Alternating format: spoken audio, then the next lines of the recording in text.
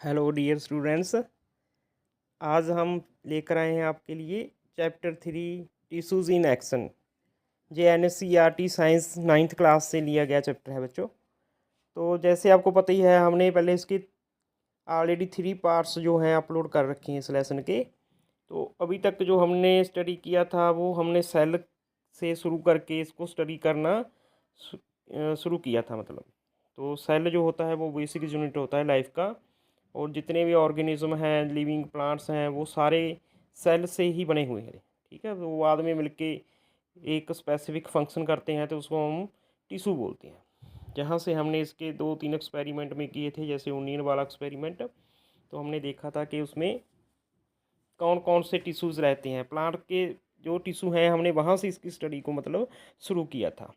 तो आगे हमने किया था कि मोइंग ऑफ जो ग्रास है वो कैसे, मतलब उसको करने से भी वो ग्रोथ करती रहती है। तो हमने देखा था वो लेटरल वाली जो मेरिस्टेम्स होती हैं, मेरिस्टेमेटिक टिश्यू होते हैं, वो उसमें ग्रोथ में हेल्पफुल होते हैं। तो आगे हमने इसके डिफरेंट जो है टिश्यूज़ के बारे में लर्न किया था। जैसे हमारे ग्राउंड टिश्यूज़ होते हैं, क्लेरेंचेमा, पेरेंचेमा, स्क्लेरेंचेमा, फिलोम एंड जाइलम के बारे में, इनके फंक्शन के बारे में हमने देखा था कि जो जाइलम है वो ट्रांसपोर्ट का काम करता है वाटर एंड मिनरल्स का, रूट से लेकर लीव्स तक। ठीक है, और जो फ्लोम है वो स्टोरेज एंड ट्रांसपोर्ट कौन सी चीज़ों का, हार्मोन्स का और एंजाइम प्लस मेन जो है उसके फूड का, फूड में स्टार्च। ठीक है जी, हमने अभी तक जाना था। तो हमने देखा था कि ये फिलोम जाइलम है जो ये ट्रैकेड होते हैं, मतलब ठीक है, ट्यूब जैसी स्ट्रक्चर होती है जिसके थ्रू ये ट्रांसपोर्ट करते रहते हैं। तो आगे हमने एनिमल टिश्यू पे हम पहुंच गए थे बच्चों, है ना। तो एनिमल टिश्यू से हम आज स्टार्ट करने जा रहे हैं पार्ट 4। तो मेरा सजेशन यही है कि आप जहाँ से जो है करने से पहले आप पहले वाली वीडियो को ज़रूर देखें।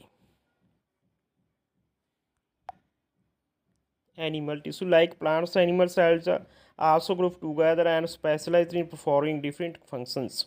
तो जैसे प्लांट टिश्यू के बारे में, प्लांट सेल के बारे में हमने पढ़ा है, ऐसे ही एनिमल सेल है, ये भी ग्रुप करते हैं, स्पेशलाइज्ड होते हैं, performing different functions. These groups are similar cells form animal tissue.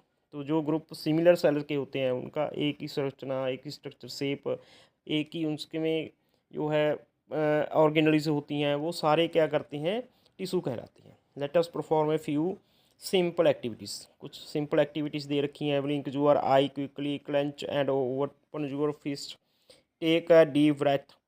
तो आपने क्या करना है, पहले तो अपनी आंखों को झपकना है पहले पॉइंट पे, और दूसरी पे आपने अपने हाथ की मुट्ठी को बंद करना है, खोलना है, clench and open your fist. तीसरे में आपने गहरी सांस लेनी है, टच समथिंग वार्म और कोल्ड। फोर्थ में किसी गर्म और ठंडी चीज़ को आपने टच करना है।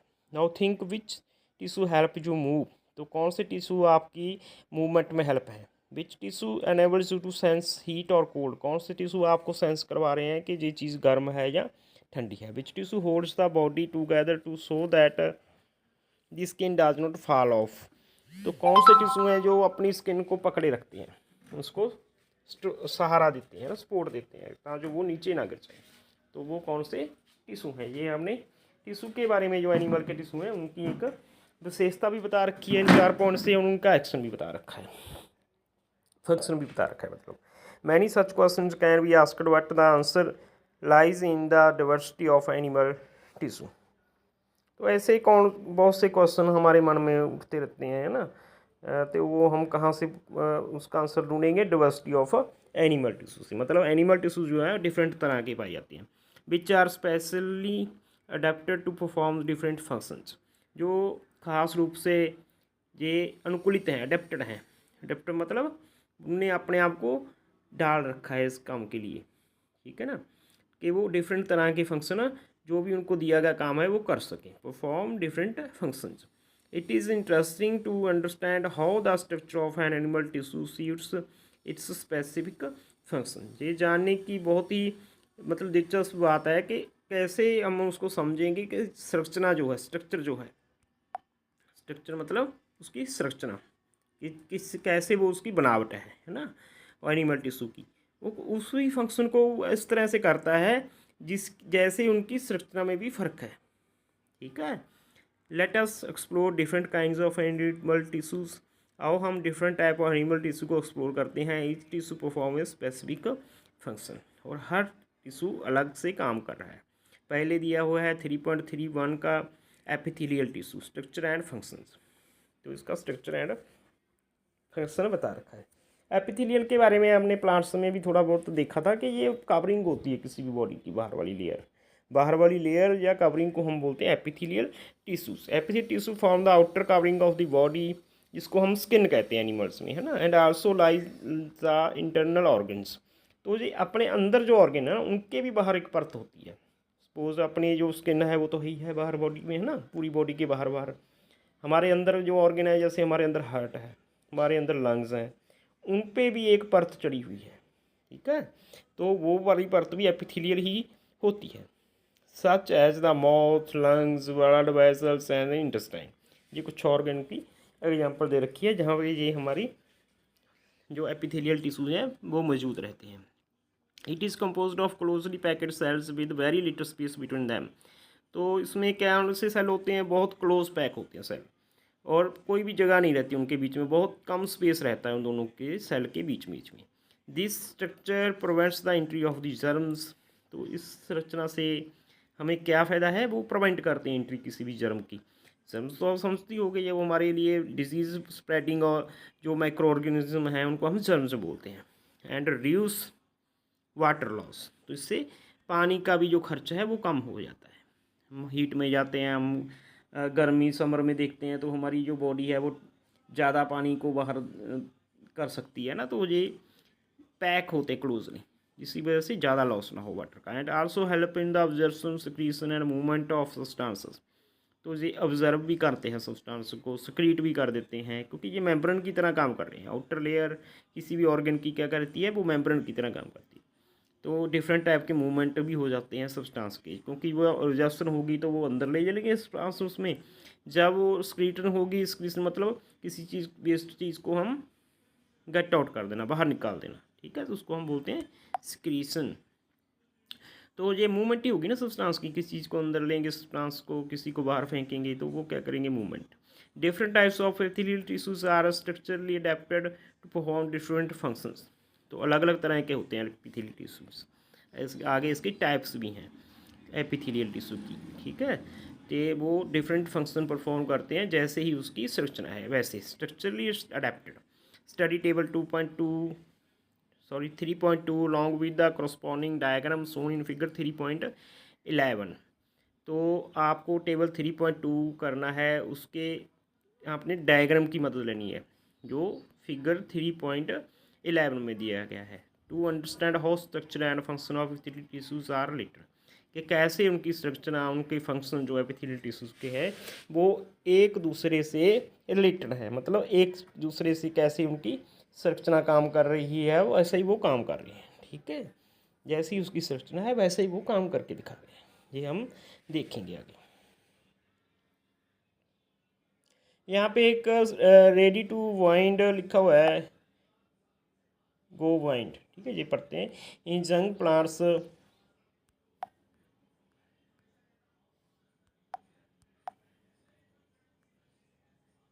लिखा हुआ है the outer protective layer is a single layer epidermis. तो जो जंग प्लांट्स होते हैं उनके बाहर जो प्रोटेक्टिव लेयर होती है उसको हम सिंगल लेयर एपिडर्मिस बोलते हैं। As plants grow older some cell of the epidermis of this time develop the ability to divide. जैसे ही प्लांट ग्रो करता है उस मतलब बड़ा होता रहता है, ओल्डर होता रहता है, उसकी जो नीचे वाली लेयर होती है ना एपिडर्मिस की, वो क्या कर देती है फिर, epidermis of this time develop the ability to divide. तो वो डिवाइड करना शुरू कर देते हैं सेल उसके। Act as later meristematic cells and form the cork cambium. तो वो क्या बनाते हैं, कॉर्क कैम्बियम बनाते हैं। The division of cork cambium cells give rise to cork cells. जब कॉर्क कैम्बियम आगे डिवाइड करता है तो वो कॉर्क सेल बनाता है। मतलब जो हमारे पेड़ होते हैं ना, पौधे होते हैं, बड़े बड़े पेड़, उसके बाहर में एक छिलड़ होता है ना, और बहुत मतलब सख्त सा होता है, सूखा सूखा होता है, ड्राई ड्राई, है ना। उसको हम कई बार ना उखेड़ भी देते हैं, हाथ से भी उखड़ जाता है वो आसानी से, जैसे पीपल के पेड़ पे होता है ज़्यादातर, है ना। उसको हम कॉर्क बोलते हैं, कॉर्क सेल्स। वो डेड होते हैं, कॉम्पैक्टली इमेज्ड होते हैं, contain a substance which makes them impermeable to water and gases. तो उनमें क्या होता है, सब्सटेंस होता है कुछ भरा हुआ, जिसकी वजह से वो इम्परमेबल है टू वाटर को, मतलब पानी को अंदर बाहर जाने देते हैं वो, और गैसेस को भी वो एक्सचेंज कर लेते हैं। This forms the bark of the tree. तो यही इसको हम कॉर्क को बार्क बोल देते हैं, ठीक है बच्चे। तो ये मतलब कैसे उसके बार्क की जो प्रिपेरेशन की बताई गई है प्रोसेस में, ठीक है। तो कौन कौन से सेल कैसे वो डिवाइड करते हैं, तो एक्चुअली में वो क्या होते हैं, एपिडर्मिस लेयर होती है, ठीक है। पहले वो सिंगल लेयर रहती है, उसके बाद में और सेल उसमें अटैच हो जाते हैं, ऐसे इन्होंने बता रखा है कुछ।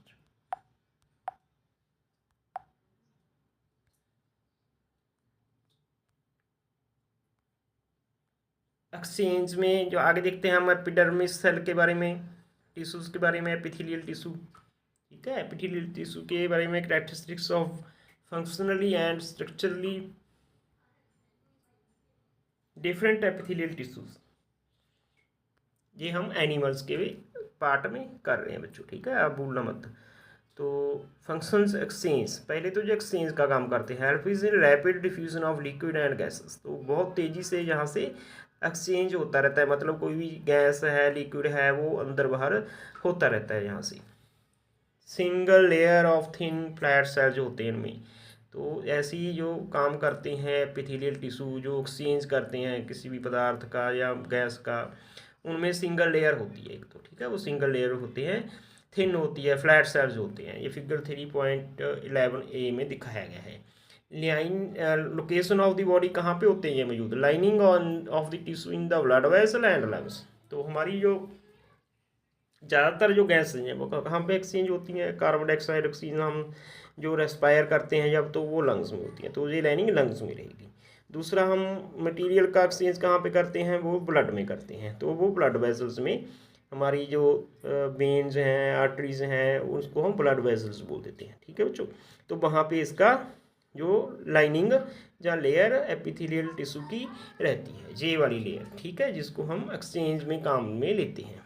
दूसरा इसमें प्रोटेक्शन बता रखा है, protects underlying tissue from mechanical injury. तो ये प्रोटेक्ट करती है, ये एपिथेलियल टिश्यू क्या काम करते हैं, जैसे ही हमारे कोई मैकेनिकल हमें चोट लगने की मतलब संभावना रहती है यहाँ पे, ठीक है। तो मैकेनिकल इंजरी, फ्रिक्शन बताया गया है, एंट्री ऑफ माइक्रोब्स का बताया गया है। माइक्रोब्स मीन जो वो माइक्रो ऑर्गेनिज्म जो हमें डिजीज स्प्रेड करने में हानिकारक होते हैं हमारे लिए, ठीक है। मैनी लेयर्स ऑफ सेल होते हैं। तो जब ये मतलब मोटा मोटा लेयर होगा ना, तभी तो ये हमें मैकेनिकल इंजरी से बाहर से रक्षा करेगा। सपोज हम हमारे किसी ने मुक्का मार दिया, कहाँ पे, हमारे हार्ट वाली साइड पे, तो हमारे हार्ट के बाहर में या हमारे लंग्स पे बाहर में ये ऐसी लेयर रहेगी मोटी मोटी, जो अंदर शॉक प्रूफ कर देगी उसको, वो अंदर तक हमारी चोट महसूस ही नहीं होगी हार्ट तक, ठीक है, हार्ट को प्रोटेक्ट करने का काम करेगी।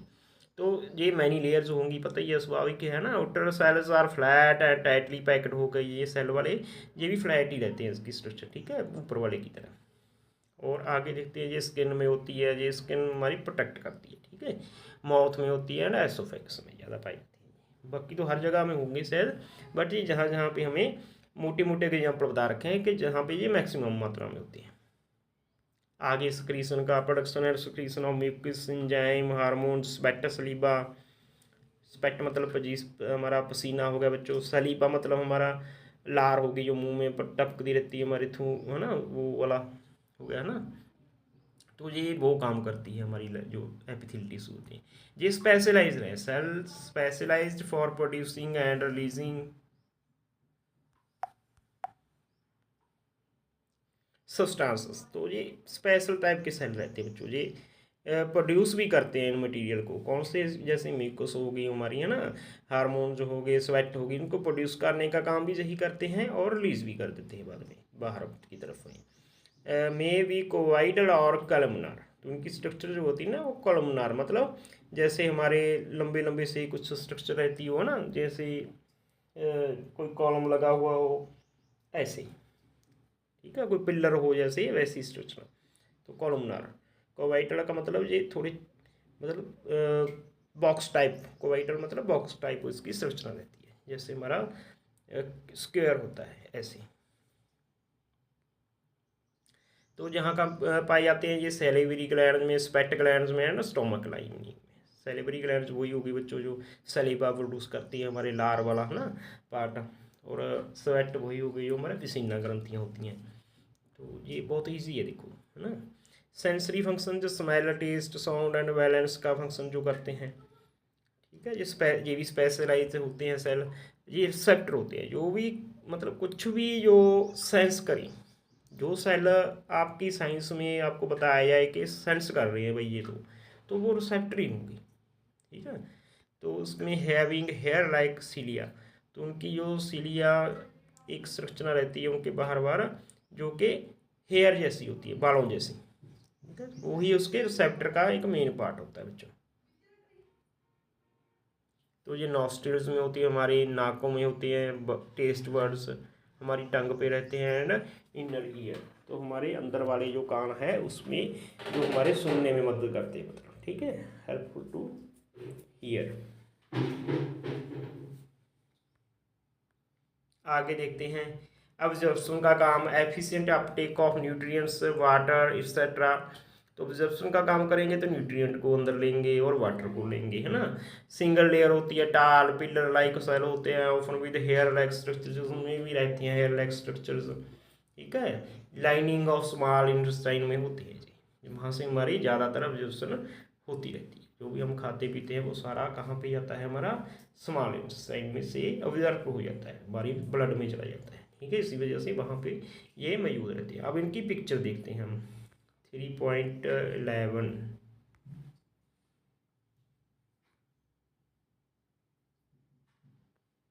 यही है बच्चों पिक्चर, है ना। 3.11 और types of epithelial tissue in different parts of the body. ये देखो ये जो संरचना बताई गई है ये पिलर शेप्ड है, जैसे क्यूबोइडल हमने बताया था ना, क्यूबोइडल, और कौन सी थी, कॉलमनार टाइप, ठीक है। ये हमारे जैसे स्टोमक में दिखाई गई है, स्टोमक स्मॉल इंटेस्टाइन है ना, ये ई वाले ये वो दिखाए गए हैं लाइनिंग में, ठीक है। ये डी वाले दिखाए गए हैं हमारे नॉस्ट्रिल में, ये रिसेप्टर है, ये देखो उनके ना ब्रीक ब्रीक से सीढ़ियाँ लगी हुई ऊपर, ये देखो ऐसे ऐसे जो मैंने रेड से ऊपर रखी हुई, ठीक है। ये हमारी लाइनिंग ऑफ लंग्स के हैं, लाइनिंग ऑफ लंग्स, ये एक्सचेंज का काम कर रहे हैं, एक्सचेंज मतलब गैसेस एक्सचेंज, ठीक है, ये गैस का एक्सचेंज करते हैं।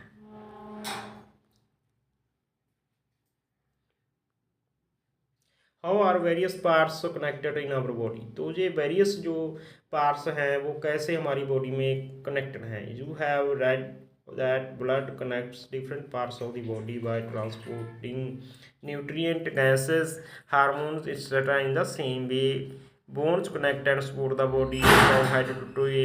A tissue that connects and supports other tissue is called connective tissue।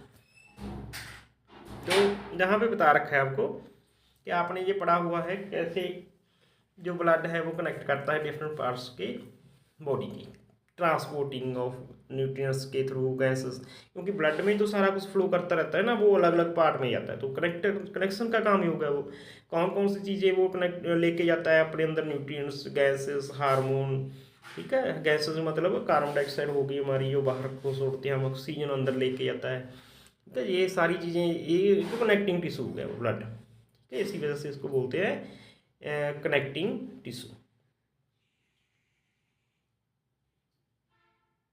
ये आपने चैप्टर 7 में भी पढ़ रखा है, ग्रेड 7 में, सॉरी 7th क्लास में पढ़ा हुआ है, क्यूरियोसिटी का चैप्टर 9th चैप्टर है ये वाला, जो कनेक्टिंग टिश्यू के में बता रखा है आपको ब्लड के बारे में, ठीक है। आगे देखते हैं, in the same way bones, bones भी क्या करती हैं, कनेक्शन का काम करती हैं और सपोर्ट देती हैं बॉडी को, कहाँ से लेकर, हमारे हेड से लेकर टो तक, मतलब पैर से के अंगूठे से लेकर हेड तक। Tissue that connects and supports other tissues is called a connective tissue. तो कोई भी टिश्यू है जो किसी दूसरी टिश्यू से कनेक्ट का काम करता है उसको हम कनेक्टिव टिश्यू बोलते हैं। Both blood and bones are connective tissues. तो बोन्स जो होती हैं, जो हमारे मतलब इसमें कोई गैप नहीं है, हमारे हेड से लेके टो तक एक ही संरचना है। स्केलेटन आपने देखा होगा ह्यूमन बॉडी का ना, तो ये एक ही संरचना है हमारी बॉडी में, तो कहीं से भी इनमें गैप नहीं है, मतलब कंटिन्यूस स्ट्रक्चर है ये। तो बोन्स मतलब कौन से, ये टिश्यू होते हैं बोन, ठीक है। आगे चल के हम इसके बारे में और भी पढ़ेंगे। तो दूसरा हो गया blood and bone connective tissue. तो both are connective tissues, they differ in composition and consistency, but उनकी कंपोजिशन अलग अलग है। देखो बोन तो कितनी सख्त होगी, वो तो होगी सॉलिड के रूप में होगी, वो तो ना, उसका फॉर्म कौन सा है, सॉलिड। और ब्लड है वो फ्लूइड है, वो लिक्विड है ना। ब्लड इज फ्लूइड है, bone is hard. This difference is due to the matrix. तो ये डिफरेंस क्यों है, मैट्रिक्स की वजह से। मैट्रिक्स मतलब वो मटेरियल जिनसे वो बना हुए हैं, बोन्स बने हुए हैं जिस मटेरियल से, जिनसे ब्लड बना है, उस मटेरियल को मैट्रिक्स बोलते हैं। Which is watery soft and jelly like in blood but hard solid and rigid in bones. दोनों में मैट्रिक्स में अंतर दिया गया है। ये 3.12 में दिखाया गया है आपके फिगर में। ये देखो types of connective tissue, types of bones, ये सारी बोन्स की दिखाई गई है, ठीक है। इधर हमारा दिखाया गया है बच्चों ब्लड, कंपोजिशन ऑफ ब्लड, ये दोनों कनेक्टिव टिश्यू का काम कर रहे हैं। ये प्लाज्मा है, इसमें आगे हम देखेंगे बाद में। ये कॉलर बोन है जो हमारे मतलब ये यहाँ पे रहती है हमारे ना मोढे की तरफ, ऊपर की तरफ लॉन्ग बोन होती है। थाई बोन जो होती है लॉन्गेस्ट बोन है हमारी बॉडी में। नी कैप, हमारे घुटने के ऊपर जो कैप रहता है उसको हम नी कैप बोल देते हैं, ठीक है। ये सारे मतलब बहुत सिंपल सी बात है, ये हमारी बॉडी के बारे में बच्चों, इसमें कुछ भी मुश्किल नहीं है। अगर हम अपनी बॉडी को नहीं जान पाएंगे तो हम बहुत मतलब हमारे लिए बहुत सेमफुल बात होगी वो, है ना। तो हम बॉडी को देख भी सकते हैं और जान भी सकते हैं आसानी से। आगे देखते हैं बच्चों, आगे इसमें दिया गया है ये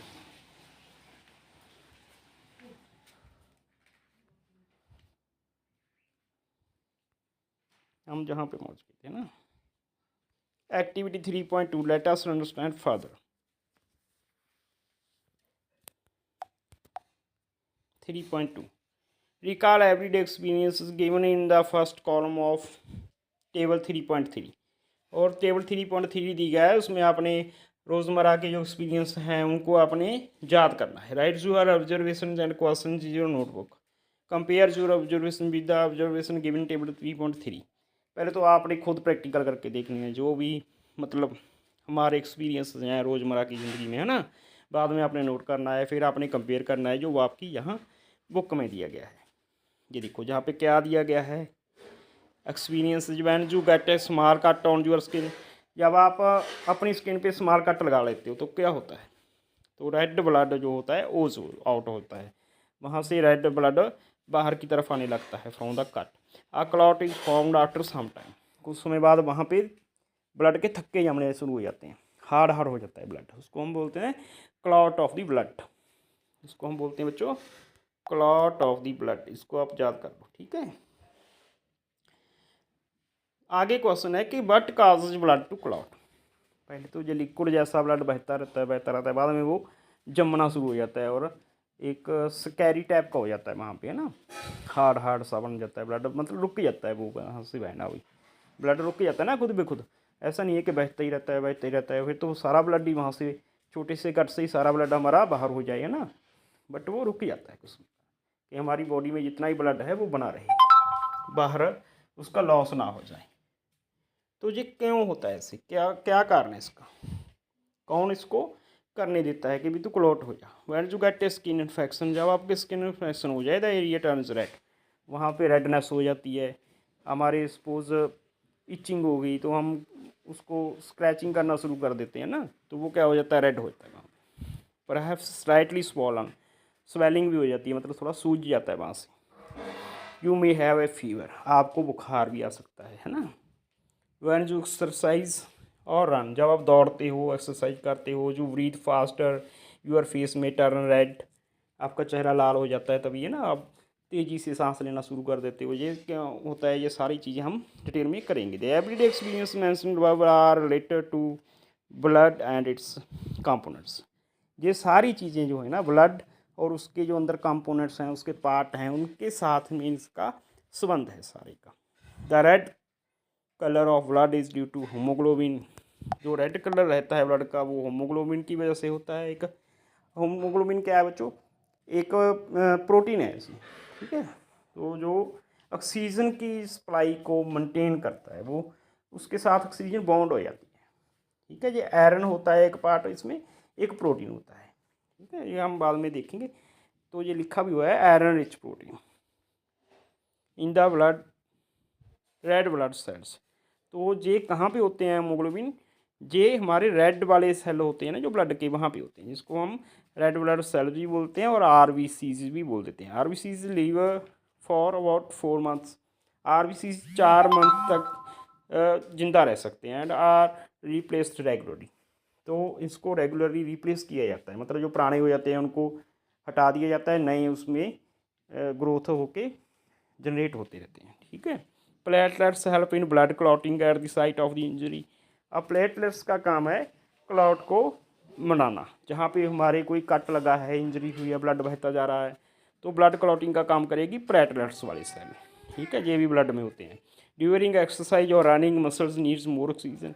या आप एक्सरसाइज करते हो, रनिंग करते हो, आपके मसल को ज़्यादा ऑक्सीजन की ज़रूरत है। So breathing become fast and blood flow increase. तो इस वजह से ब्रीदिंग फास्ट हो जाती है और जो ब्लड है वो फ्लो उसका तेज हो जाता है। इसी वजह से हमारा जो फेस है वो क्या दिखता है, रेड। आगे देखते हैं WBC क्या करते हैं, वाइट ब्लड सेल्स जिसको बोला जाता है। जैसे हमारे रेड ब्लड सेल हैं ऐसे ही वाइट ब्लड सेल होते हैं ब्लड के अंदर। Collect at infected areas. तो वो जहाँ पे इन्फेक्शन होगी, जर्म ने या अटैक कर दिया, वहाँ पे वो इकट्ठे हो जाते हैं। Causing formation and inflammation. तो जहाँ पे हमारी काजिंग पस फॉर्मेशन, तो वहाँ पे हमारे पस बननी शुरू हो जाती है। एंड इन्फ्लेमेशन मतलब हमारी इचिंग शुरू हो जाती है, वहाँ पे हम उसको नाखून से उखाड़ना शुरू कर देते हैं। यहाँ से हमारी redness, swelling and possible pus formation at the infected area, ये सारी चीज़ें साथ साथ में चलने लगती हैं। जो किसका काम है, वाइट ब्लड सेल का, जो हमारे ब्लड के अंदर ही होते हैं ये सारे पार्ट, ठीक है बच्चों। तो देखो ये ब्लड का ही पार्ट जो है तो कनेक्टिव टिश्यू का पार्ट है, ठीक है। उसमें क्या क्या फंक्शन है, ये ऐसा नहीं है कि वो कल्ला ऑक्सीजन और न्यूट्रिएंट्स को सप्लाई कर रहा है, ठीक है। वो साथ में हमारे ये काम भी कर रहा है, मतलब क्लॉटिंग का काम कर रहा है, वो हमारी इन्फेक्शन से फाइट कर रहा है, उसमें WBC हैं, ठीक है। वो हमारे ऑक्सीजन को सप्लाई कर रहे हैं, उसमें RBC के अंदर हमारे हेमोग्लोबिन है। ये सारा काम भी हमारा ब्लड कर रहा है, ठीक है। बहुत से काम है इसकी, आगे और भी देखेंगे हम। देखो आगे functions of other connective tissue as experience through different actions. Let us perform activity 3.3 पे हम देखते हैं क्या है। Perform the action given in table 3.4। तो आपने ये 3.4 टेबल में कुछ एक्शन दिए गए हैं, इनको आपने परफॉर्म करके देखना है, ठीक है। Record your experience and compare them with the experience given table 3.4। Study their functions and identify the connective tissues. वही चीज़ होगी जो पहले वाला आपने करके आया ना एक्टिविटी, वैसा ही है ये भी। कनेक्टिव टिश्यू अब देखा हुआ है एक्शन। एक्शन क्या करना है, टच यूअर एल्बो जेंटली। आपने अपनी कोहनी को धीरे से टच करना है। एक्सपीरियंस क्या है, ये हार्ड दिखेगी, रिजिड होती है ना स्ट्रक्चर में, सख्त होती है बहुत, है ना। ये give strength, support and protection. तो ये क्या करती है, हमें स्ट्रेंथ देती है, सपोर्ट देती है एंड प्रोटेक्ट भी करती है। आगे इसके हमें क्या है, आइडेंटिफाइड कनेक्टिव टिश्यू। ये कौन किस कनेक्टिव टिश्यू की बनी हुई है ये बच्चों, बोन की। ये 3.12B में दिखाया गया है बोन का जो भी स्ट्रक्चर है, ठीक है। आगे एक्शन क्या करना है, press and fold your ear और gently press your nose and stop. आपने अपने कान को फोल्ड करना है, प्रेस करना है, या फिर अपनी नोज़ को प्रेस करना है और फोल्ड करना है, धीरे से करना है, gently. Soft and flexible structure that retain shape again.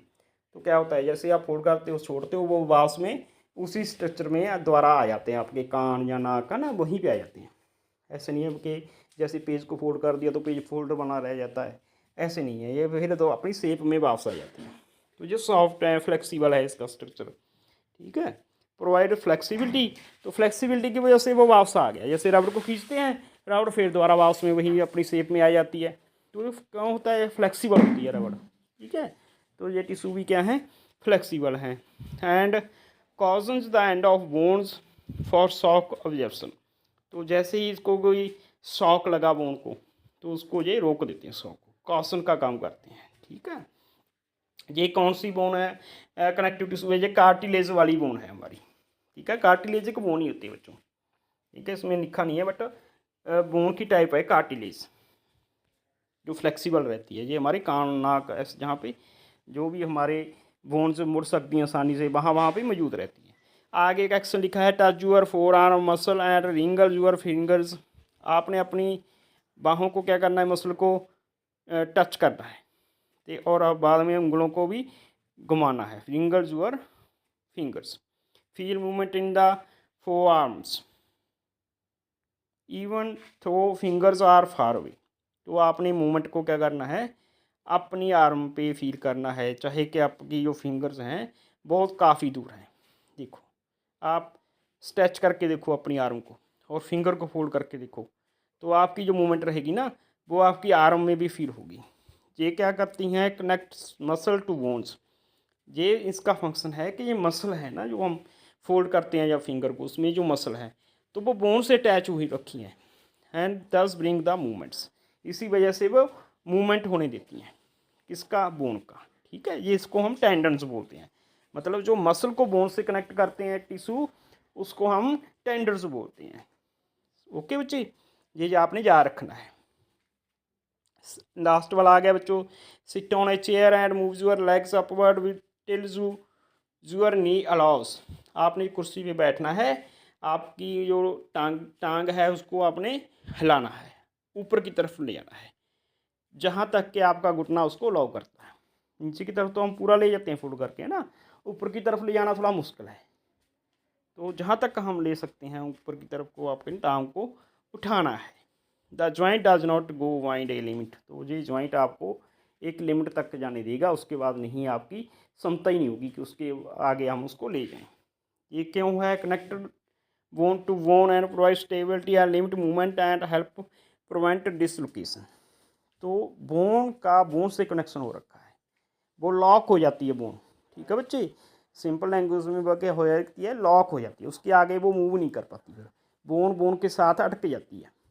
हमारे डोर होते हैं ना घर के, दरवाजे खिड़कियाँ, वो भी तो ऐसी होती है ना, वो किसी लिमिट के बाद खुलती नहीं है। फिर जो भी उनके मतलब दे रखे हैं ना पार्ट्स, उसकी एक लिमिट है कि इतना ही भी खुलेगा ये दरवाज़ा, उसके आगे नहीं। तो वो डोर से कनेक्ट है इस वजह से। ठीक है, तो ये काम कौन करता है, लिगामेंट। ठीक है, तो बोन को बोन से जोड़ने का काम कौन करता है बच्चे, लिगामेंट। ठीक है, बोन सीधा बोन से नहीं कनेक्ट होती। जैसे कोई आयरन का पीस है, वो सीधा आयरन के पीस से हम वेल्ड कर देते हैं वेल्डिंग के थ्रू, या जोड़ देते हैं नट स्क्रू से, ऐसा नहीं होता। उसमें कुछ और भी कनेक्टिव टिश्यू होते हैं जिसको हम लिगामेंट बोलते हैं। तो लिगामेंट वो उन दोनों बोन्स को पकड़े रखती है। ठीक है, आपस में कोई भी 2 या 3 बोन्स हैं, कितनी भी हों, उसको पकड़े रखती है, फिर मूवमेंट होने देती है बस। Bones have a rigid matrix. तो मैट्रिक्स के बारे में आपने देख लिया कि जो भी मटेरियल से बनी हुई है कुछ चीज़, उसको हम मैट्रिक्स बोल देते हैं ना। तो उनका सख्त वाला मैट्रिक्स है, कंटेनिंग कैल्शियम एंड फॉस्फोरस। उसमें कौन से मटेरियल्स हैं, कौन से तत्व हैं, calcium and phosphorus, giving them strength and rigidity. In contrast cartilage has a soft jelly like matrix. तो वो उसको स्ट्रेंथ देती हैं, रिजिडिटी देती हैं बोन्स में, कैल्शियम एंड फास्फोरस। ठीक है, दूसरी तरफ इन कंट्रास्ट में लिख रखा है कार्टिलेज के बारे में, जो भी हम पढ़ के हैं। ये देखो ऊपर वाला, ये वाला है ना, इसमें क्या है,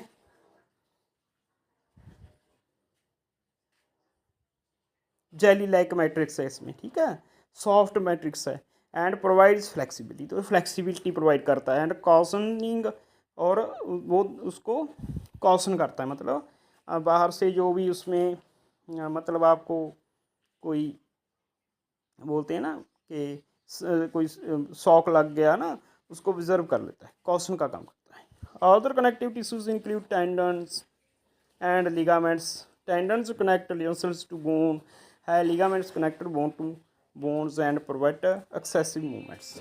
ये हमने ऑलरेडी टेबल में करके आगे बच्चे। ठीक है, आगे लिखा हुआ है, can we control movements in our body. क्या अपनी बॉडी में हम मूवमेंट्स को कंट्रोल कर सकते हैं। देखते हैं। Some movements are under our conscious control, कुछ मूवमेंट हैं जिसको हम कंट्रोल कर सकते हैं, जो हम चाहें वैसा हम उसमें कर सकते हैं। सपोज हम वॉकिंग का हमारा मन है, हम तुरना चाहते हैं तो हम तुरने लग जाएंगे भाई। अगर हमारा मन बन गया कि हमने बैठना है तो हम बैठ जाएंगे, ठीक है। अगर हमारा मन बन गया कि हमने गहरी सांस लेनी है तो हम गहरी सांस ले लेंगे। तो ये हमारे अपने आप पे डिपेंड है, हमारे कॉन्शियस कंट्रोल में है। तो जो भी मूवमेंट्स हमारे कंट्रोल में रहती हैं, हमारे कॉन्शियस, जब हम मतलब पूरे होशोवास में होते हैं, उसको बोलते हैं कॉन्शियस कंट्रोल, ठीक है। ऐसा नहीं कि हम सोए पड़े हैं तब कोई मूवमेंट होने लग जाए, वो हमारे कंट्रोल से बाहर है, हम तो गहरी नींद में है ना। सच एज रनिंग, राइटिंग और lifting objects, these are called voluntary movements. इन सारी मूवमेंट को हम वॉलंटरी मूवमेंट्स बोलते हैं, जो भी हमारे कंट्रोल के अंदर है वो हम अपना मन से हिसाब से करते हैं कि अगर हम उसको अलाउ करने देते हैं तो हम कर देते हैं, नहीं तो नहीं करने देते हैं ना। And are carried by our skeletal muscles, तो इसको कौन करता है, हमारे स्केलेटल मसल्स का जो रोल है वो करते हैं इसको सारा।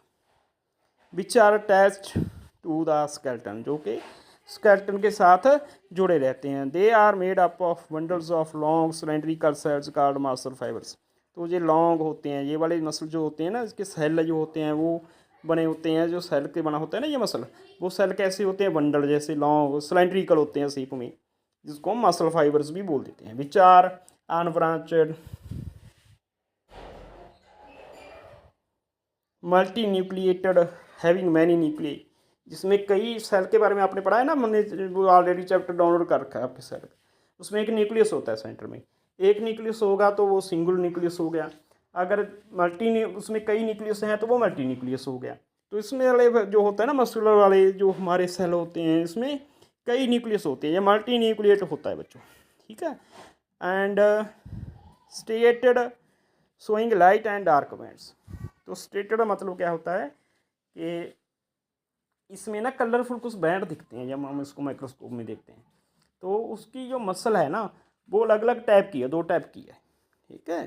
तो उसको हम बोलते हैं स्ट्रिएटेड, यहाँ पे लाइट एंड डार्क बैंड हमें क्लियरली दिखते हैं, ठीक है। ये है इसका मतलब। Are there involuntary movements in the body, क्या कुछ इन्वॉल्यूंटरी मूवमेंट्स भी हैं? हाँ भाई बिल्कुल है। हमारी हार्ट जो बीट करती रहती है हमारे कंट्रोल में तो नहीं है, हमने थोड़ी कह देते होते हैं कि अभी तू तेज़ धड़कने लग जा हार्ट को, या हमारी आंखें झपकती हैं, ये भी इन्वॉल्यूंटरी में आ जाती हैं, है ना। जो हमारे अंदर डाइजेस्ट होता रहता है फूड वगैरह वो भी इन्वॉल्यूंटरी में है।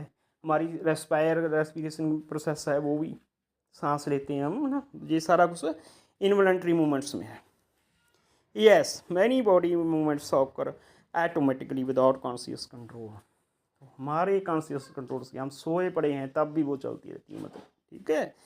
तो जैसे कि यहाँ पर रखिए movement of food in the intestine, जैसे हमारा डाइजेस्टिव वाला सिस्टम हो गया है ना, beating of the heart, these are called involuntary. इन सारी मूवमेंट्स को हम इनवॉलंटरी मूवमेंट्स बोलते हैं। बहुत ही इंपॉर्टेंट है बच्चों, वॉलंटरी एंड इनवॉलंटरी मूवमेंट्स में क्या अंतर है और उसकी एग्जाम्पल्स, ठीक है।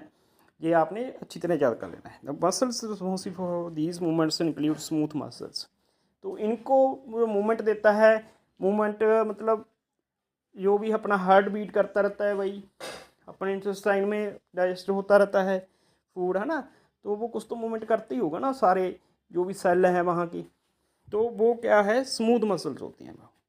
ये 3.13 में दिखाया गया है। Where are found in which are found in organs like stomach and intestine.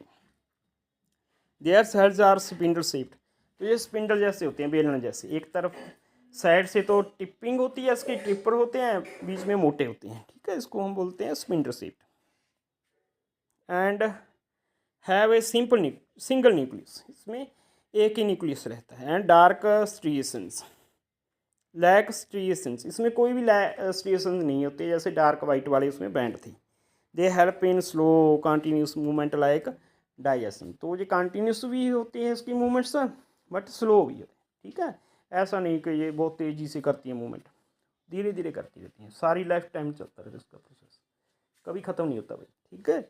जब तक हम जिंदा हैं तब तक ख़त्म नहीं होगा। जहाँ पे लिखा है cardiac muscles are found only in the heart, तो कार्डियक मसल वाली जो फाइबर्स मसल्स हैं वो हमारे हार्ट में ही पाई जाती हैं, तभी तो वहाँ से नाम लिया गया है cardiac. Cardiac means related to heart. Their fibres are cylindrical and branches with a single nucleus. इसमें सिलेंड्रिकल होते हैं क्योंकि ये स्मूथ मसल होता है। कार्डिक मसल कौन सा होता है? Smooth muscle. स्मूथ होगा तभी तो वो इनवॉलंटरी काम करेगा ना, हम कॉन्शियस में नहीं है तब भी वो काम करता रहेगा। ठीक है। With A single nucleus and have फेंट striations, cardiac muscles work tirelessly and rhythmically. ठीक है, एक लहर में काम करता है। रिदमिकली का मतलब क्या है बच्चों, कि इसका फिक्स है भाई कि इतने समय बाद इसने बीट करना है।